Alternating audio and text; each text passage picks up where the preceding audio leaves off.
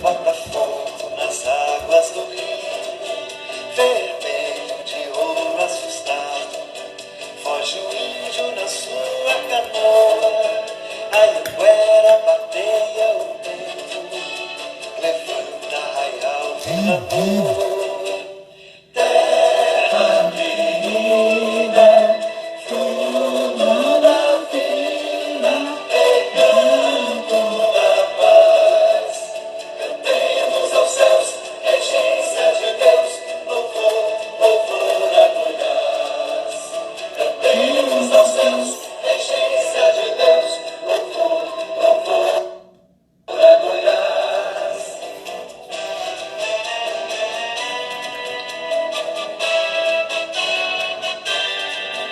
A cortina se abre nos olhos, outro tempo agora nos traz.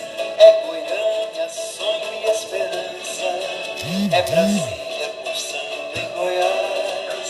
Os cerrados, campos e matas, a indústria, gado, cereais, nossos jovens desenhando o futuro, poesia maior de Goiás.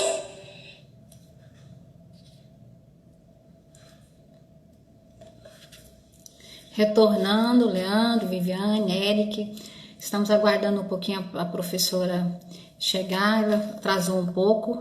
Vida moderna, né? Correta. Vamos aguardar ouvindo o hino de Goiás.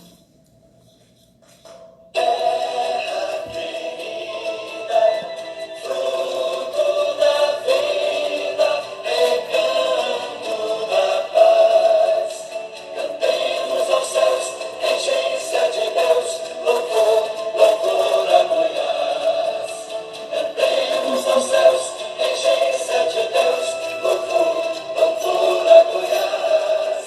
A colheita nas mãos operárias, vence a terra, minérios e mais. O Araguaia dentro dos olhos, me perco de amor por Goiás.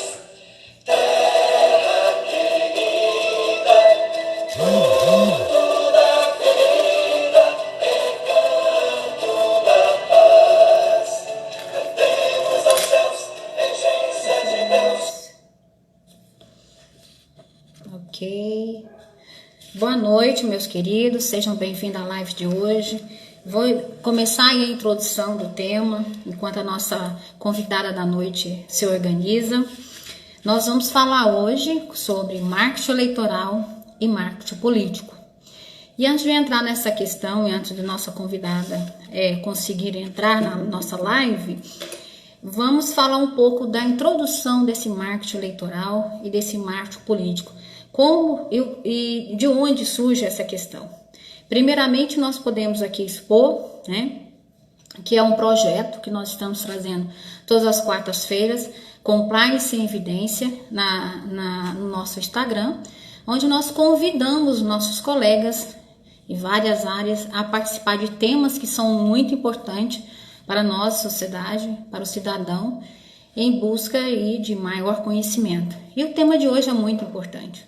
O tema de hoje nós vamos falar sobre eleições, basicamente o marketing político e marketing eleitoral. Mas o que nós podemos falar antes de entrar nesse tema em específico? Sobre as eleições de 2020. Nós estamos aí em um país onde temos mais de 147,3 milhões de eleitores aptos a colocar o seu voto na urna e escolher o seu candidato, o seu futuro gestor do seu município. Nós estamos com 147,3 milhões de eleitores em 5.570 municípios no país. De que forma nós podemos analisar essa questão nas eleições de 2020? Hoje nós estamos vivendo um momento diferenciado, porque vai acontecer eleições no período de pandemia. E tanto é que essa situação fez com que nossas autoridades votassem e alterassem datas do período eleitoral. Através da PEC, que é o Projeto de Emenda Constitucional 18 de 2020, onde iniciou o princípio básico para alteração. Deixa eu aceitar aqui a nossa convidada. Ok. Carla, Janaína, minha parceira aqui do trabalho, doutora Larissa, sejam bem-vindas. Professora Olá, Kênia, seja bem-vinda. Vida boa corrida, noite. essa é a vida da Nossa, mulher moderna, não tem como ser exatamente. diferente. Professora, nós estamos dando início aqui da nossa live, explicando que é um projeto do Compliance em Evidência, onde nós estamos convidando alguns parceiros e profissionais no mercado para falar de temas específicos conforme sua área específica. Você vem, basicamente, falar sobre marketing político e marketing eleitoral. E Isso. nós estamos falando, expondo a importância desse marketing nas eleições de 2020, onde nós temos aí uma lei nova, uma PEC nova e uma emenda constitucional 107, que altera basicamente as datas das eleições. A Exatamente. PEC, que é o projeto de emenda constitucional de 18 de 2020, trabalhou com o princípio da prevenção, tendo em vista a pandemia que está acontecendo hoje no país.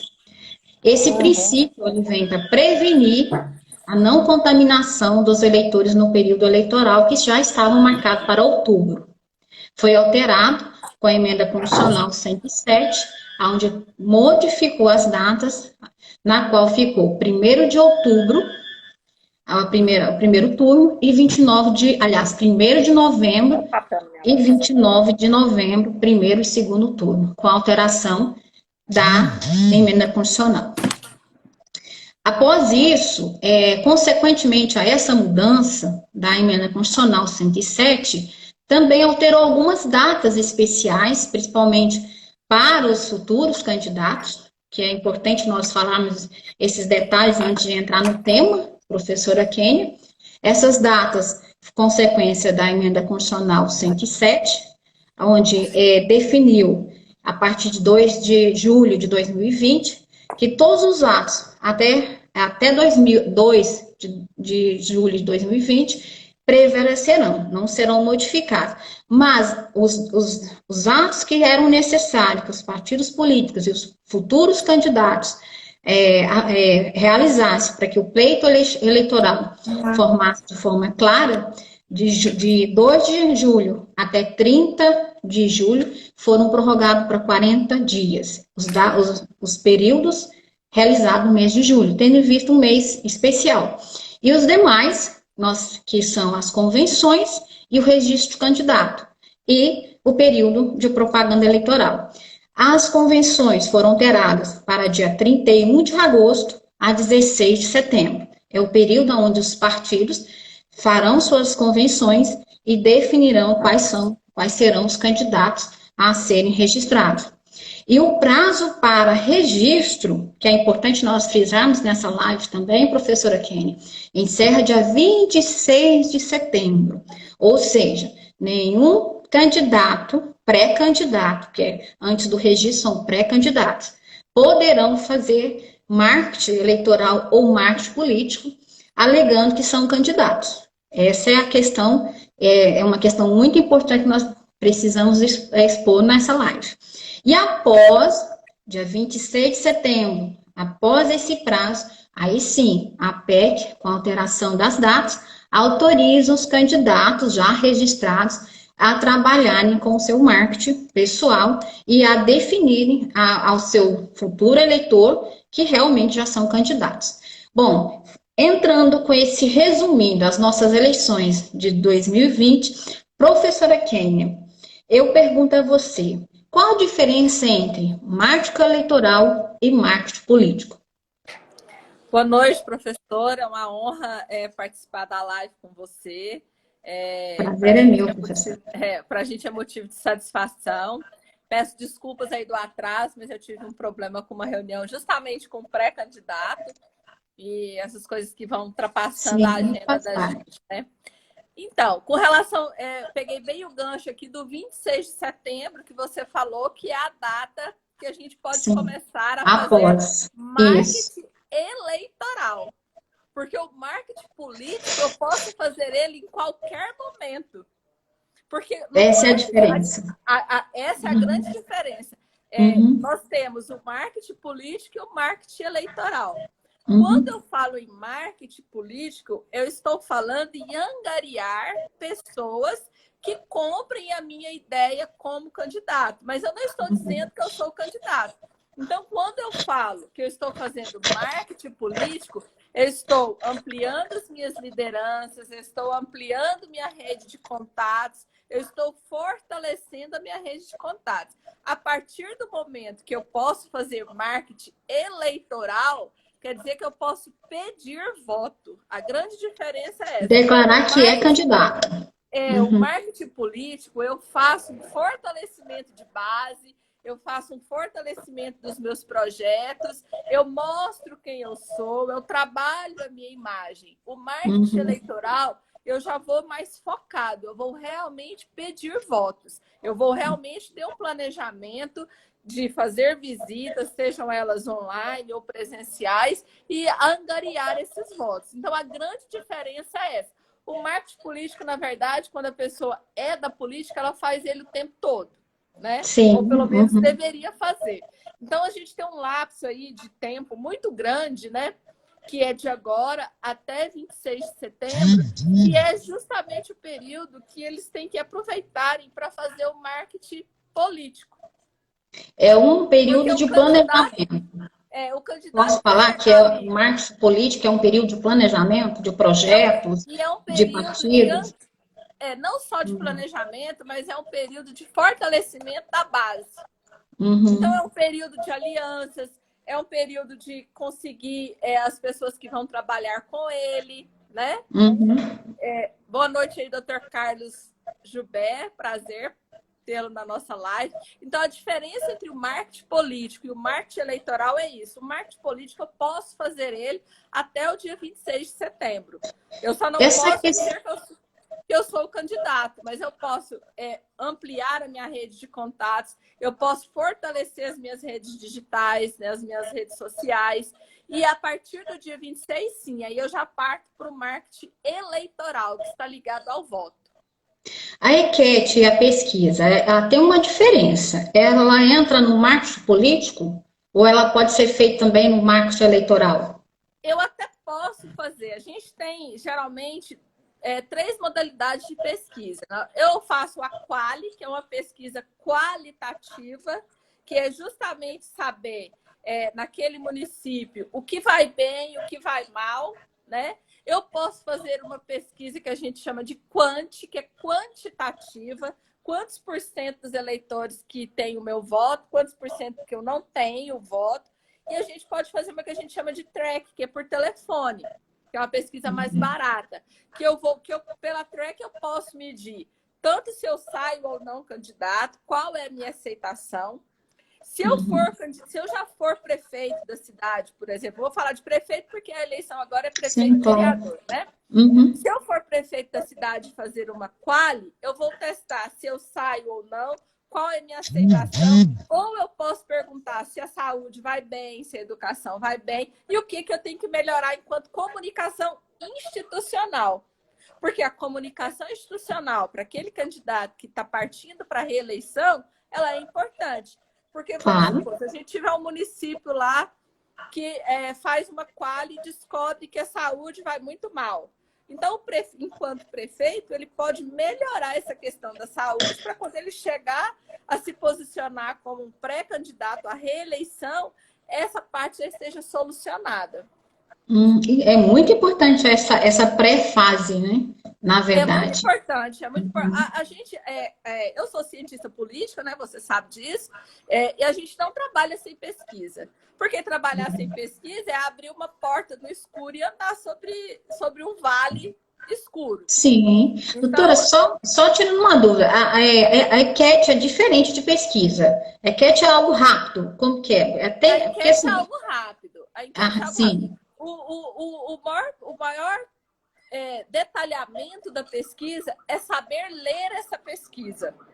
Por isso que Uhum. o cientista político é tão importante no processo eleitoral. Não basta Uhum. só fazer a pesquisa, é preciso entender de estatística, é preciso entender de política para saber fazer a leitura da pesquisa. E é ela que vai nortear tanto a pré-campanha como a campanha.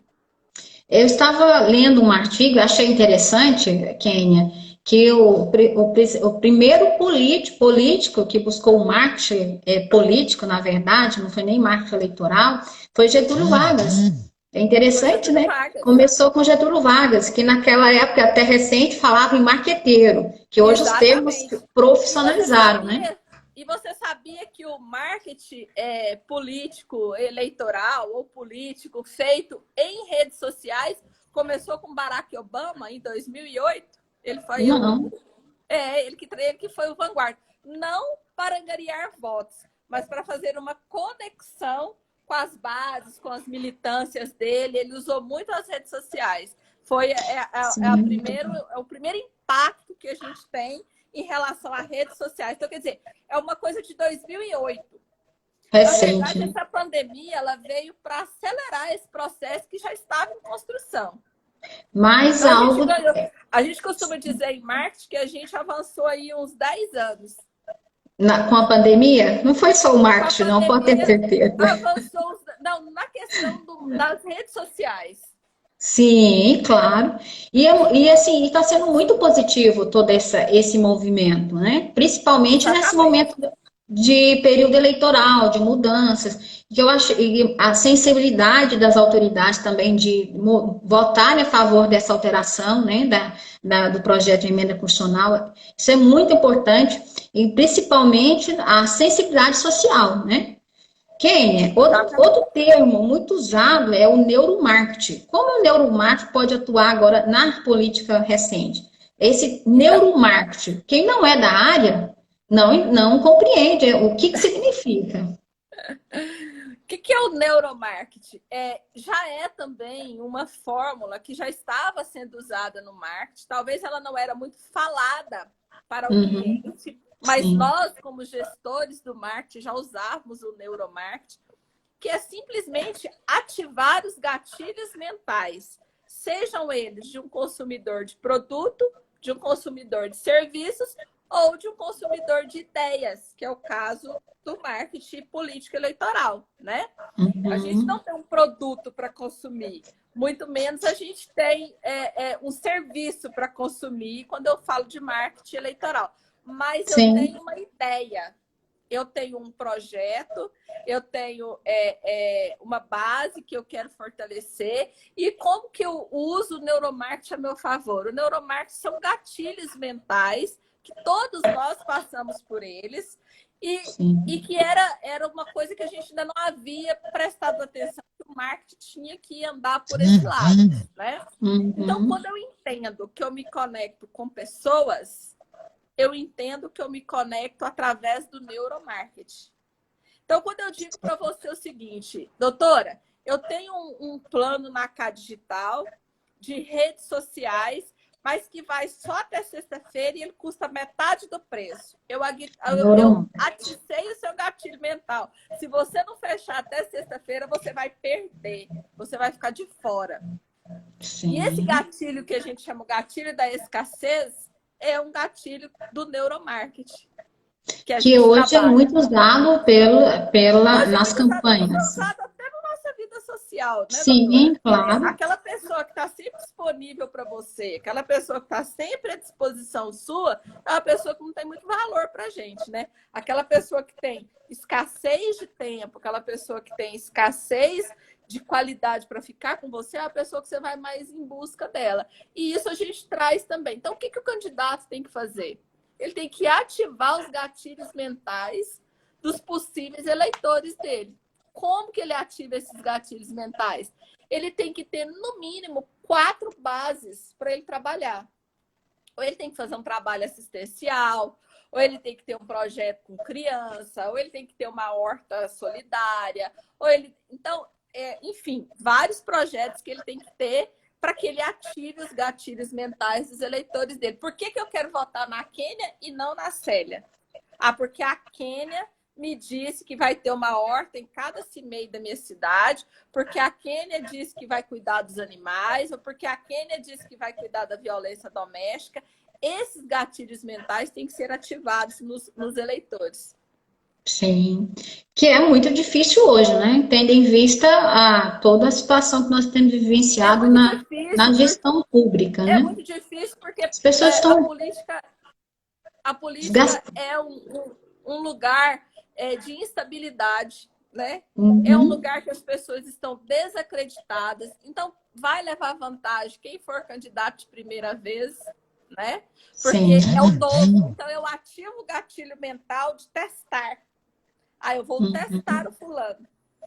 Quer ver como é que o sim, gatilho mental dele é diferente do candidato que já é, por exemplo, prefeito e quer candidatar para a reeleição? Porque esse candidato que é prefeito e vai candidatar para a reeleição, ele tem todo o histórico já que conta a favor ou contra ele. Vai depender de como foi a gestão. até O porque hoje candidato hoje, ele surfa numa onda que tudo que ele falar, teoricamente, vai ser não, ativado o gatilho mental de acreditar. sim, e hoje é muito rápido, né, a informação, né, do Quênia. E A internet veio para isso, né? Hoje, sim, a qualidade da informação ela é infinitamente superior ao que a gente sim, tinha sim, antigamente, porque hoje você pode contrastar a informação com vários sites, né? Com vários uhum, blogs, com várias coisas. O conteúdo hoje ele é bem mais extenso, quer dizer, você posta hoje, posta daqui a pouco e posta amanhã, e quer dizer, o ou seja, volume de informações é muito maior. Ou ou seja, esse se, candidato vai ter sim. que ter um volume de informação muito grande para passar para o eleitor dele. Ou seja, cobra-se também muito hoje do candidato, né? Capacidade de analisar o perfil do seu eleitor, capacidade de entender o cargo que ele quer assumir, não é simplesmente ser candidato. Hoje, Não é. sim. E, Kênia, Porque, veja bem, seguindo. antigamente, quer ver? Vamos pegar aqui uma eleição anterior à rede social. Você marcava reuniões, né? Com grupos pequenos, né? Sim, Nas sim. casas das pessoas, 2, 3 reuniões na semana, né? Aí você explanava o que você precisava explanar para aquele grupo de pessoas, eles tiravam suas dúvidas. Hoje você tem contato com o eleitor 24 horas através da rede 24 social. horas. Quer E dizer, o, se você não o postar pré-candidato, todos né? os dias, você Sem perde falar que ele pode estar credibilidade. sendo filmado 24 horas sem saber, né? Porque o 24 horas sem pré-candidato, saber, eu ele falo vai pré-candidato, né? ele precisa vender, que a gente chama, né? Vender a sua ideia Sim, todos sim. os dias, de forma diferente, Por né? isso que é importante a pré-candidatura, não é, professora Kênia? Se o candidato, na pré-candidatura, não se estabelecer, não tiver uma rede social forte, ele vai atingir como as pessoas? Se ele tem lá 100, 200, 300 seguidores. Nós podemos falar que pré-candidatura é o mesmo que pré-campanha? É o mesmo que pré-campanha. Que Exatamente. ainda não fez o registro. Para quem Ele está não fez entrando o lá. registro, porém, ele já tem que estar crescendo seguidor, ele já tem que estar melhorando engajamento, ele já tem que estar com o planejamento da pré-campanha e da campanha pronto. Ele já tem Uhum, que saber quantos vídeos ele vai fazer por semana, ele já tem que saber quantas reuniões virtuais ele vai agendar por semana. Ele já tem que saber quais são as linhas de atuação dele, se ele vai atuar com criança, com idoso, com o que ele vai atuar. Ele precisa ter um mote, né, o na perfil, né? campanha. O perfil do candidato. Não, o Kênia, perfil do candidato é o que ele é sim, traçar o perfil dele. E o mote de campanha são as coisas que ele vai apresentar para os eleitores. seria o Qual é o projeto? projeto? Qual é o projeto? Eu quero ser Que é, candidato por quê? e é interessante, Kênia, nós temos muita dificuldade, não conheço a realidade da maioria dos candidatos, não os que passaram, mas nós, como eleitores, temos muita dificuldade de entender qual que é o projeto dos nossos candidatos. Até E, então, e eu né? imagino que com a rede social isso vai ficar mais fácil, porque num dado momento ele Sim. tem que começar a apresentar proposta. Cadê Aí as entra a propostas? questão, qual o projeto que o candidato precisa apresentar a um eleitor num período de pandemia, como ele fará e como ele faria essa campanha política, em primeiro lugar, e eleitoral, Kênia? Porque tem essa eu questão do cuidado, imagino né? que vai, eu imagino que vai haver um crescimento da qualidade desse candidato. Porque se Uhum. antes eu sair à rua, próxima à eleição, e pedir seu voto, Hoje não hoje pode eu tenho que mais. te não, e outra, eu tenho que te convencer por um longo período por que vale a pena me colocar no cargo que eu quero exercer. Quais são minhas propostas, onde que elas estão escritas, como que eu me porto como cidadão, o lastro que eu tive durante a minha vida, isso tudo vai vir à tona. Então, aquele candidato que agrediu a esposa, por exemplo, e separou, isso vai tá O mais reflexo fácil. negativo é muito rápido, né? A rede social traz isso muito mais fácil, Sim, entendeu? sim. Então, é quando as pessoas dizem assim, a rede social é o boca a boca, só que rápido. Seria o papel das redes sociais na candidatura desse candidato, né? Na campanha, né? Eu falo campanha, agora não vou misturar mais, é campanha política e campanha eleitoral. Exatamente. É só lembrar Seria que eleitoral está ligado a voto. a foto? E a voto. Quando eu faço uma Ah, campanha sim. eleitoral, eu estou fazendo uma campanha para voto. Quando eu faço uma Sim. campanha política, eu estou fazendo uma campanha de aglutinação de militância.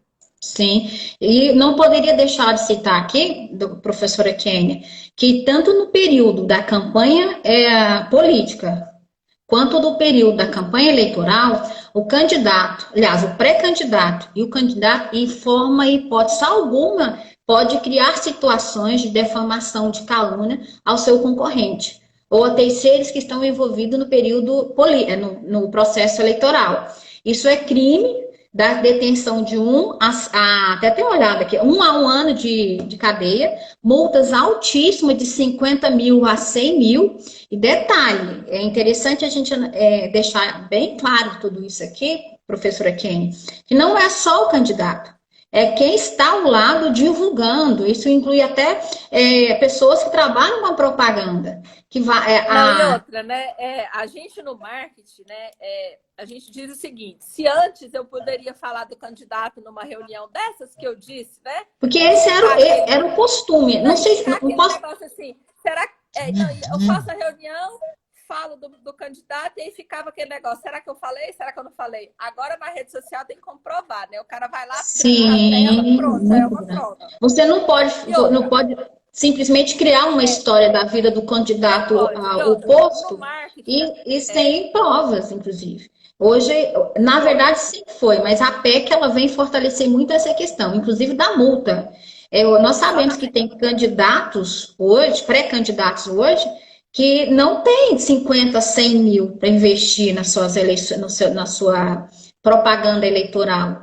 Mas, Exatamente. pensa, E você outra, começar uma campanha política, vou separar bem, já falando mal do seu oposto, né, que é o seu concorrente, e leva uma multa dessa, de 100 mil, digamos, 100 mil, acaba com a candidatura dele. sim, Isso, e a gente tem aí que é sem o falar que maior pode caso, preso, né? né, de campanha política, que é o uso das fake news, né, Sim, que pelo também tem uma lei candidato, que é o própria. Jair Bolsonaro, e que a gente teve um grande Sim. problema. Porque no marketing a gente usa muito uma estratégia que chama marketing de guerrilha. Ele é Uhum. uma coisa usual. Porém, o marketing de guerrilha na campanha política, ele foi proibido. Eu não É posso sujo, né? simplesmente Chega a ser criar sujo. Né?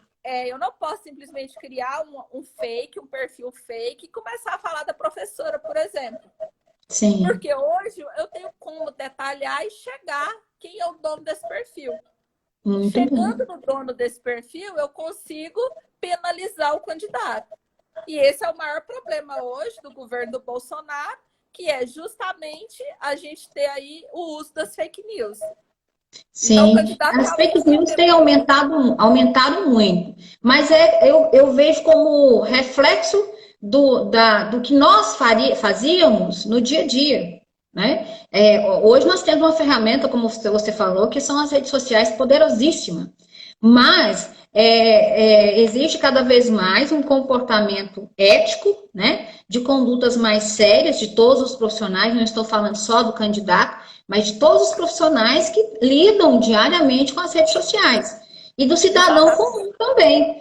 E isso é importante. Aí entra compliance, professora Kênia, né? A questão da ética, da conduta, da questão das leis anticorrupção, fake news, as novas leis do fake news, as novas leis também que envolvem a questão eleitoral, que é muito sério nós falarmos aqui, que sabemos que era de costume, todo o período eleitoral, o eleitor ele ouvia enxurradas e enxurradas de histórias negativas dos pré-candidatos e dos candidatos ao longo do período eleitoral, que chegava no final do período de votar, o eleitor não sabia nem quem votasse. Votava, que nós não vamos entrar no mérito, às vezes pelo impulso, e por outras situações que nós sabemos que acontecem nas eleições, mas o principal nisso tudo é que evoluiu, as leis estão evoluindo nesse sentido, no sentido de colocar, né, regras bem definidas. Olha só, eu sou candidato, fulano é candidato, vamos respeitar como seres humanos. Sei que isso é muito difícil no período eleitoral,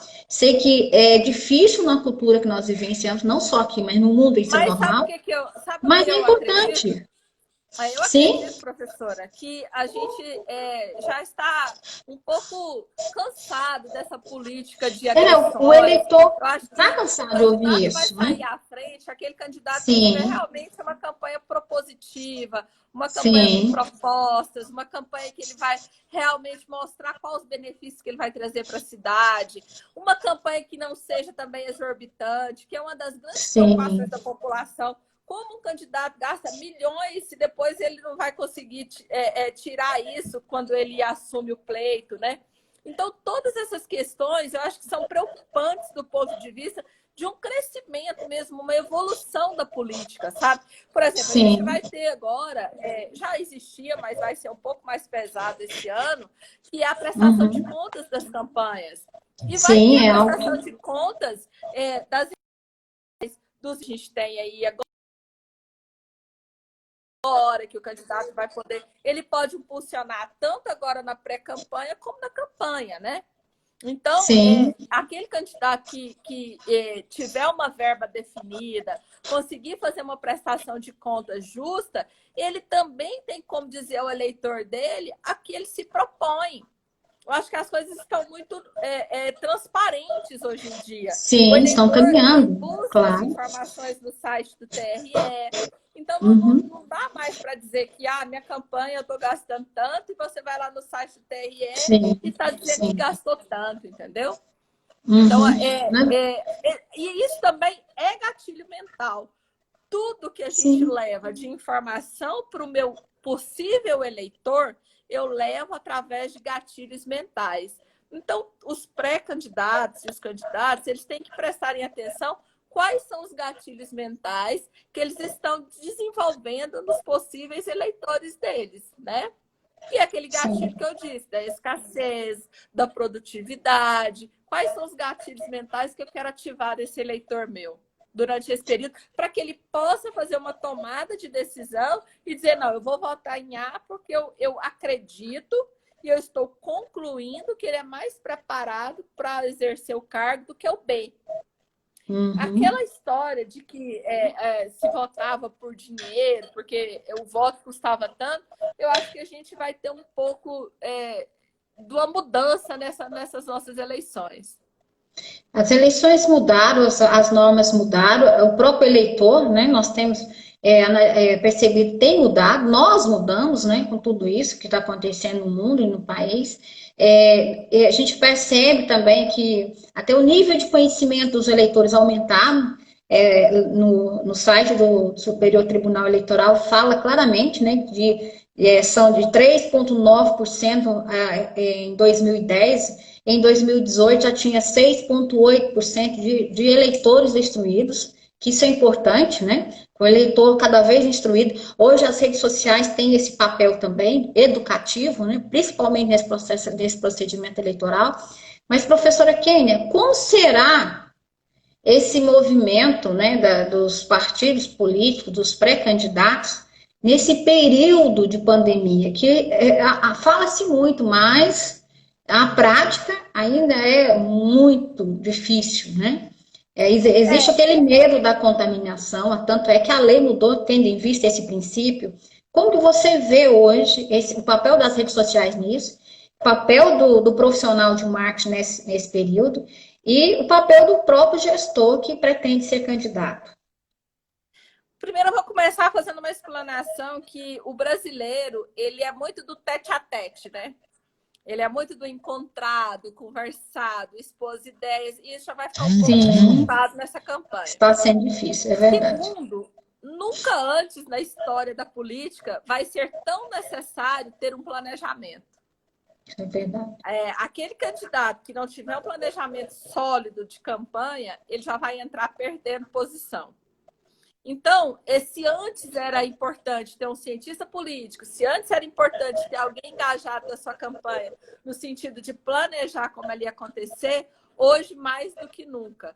Porque eu preciso me planejar e eu preciso quantificar isso. Eu preciso mensurar esses resultados. E como que eu mensuro esses resultados? São através de estratégias de marketing, de ferramentas que a gente tem. Então, por exemplo, nós estamos aqui fazendo uma live. Pelo Instagram da K Digital, que é o Instagram Business. Quando eu terminar a live, eu sei quantos participantes ficaram por quanto tempo na live. Eu sei se eles são do sexo masculino ou feminino. Eu sei da onde que eles são, se é de Goiânia, se é do interior, se não é do interior.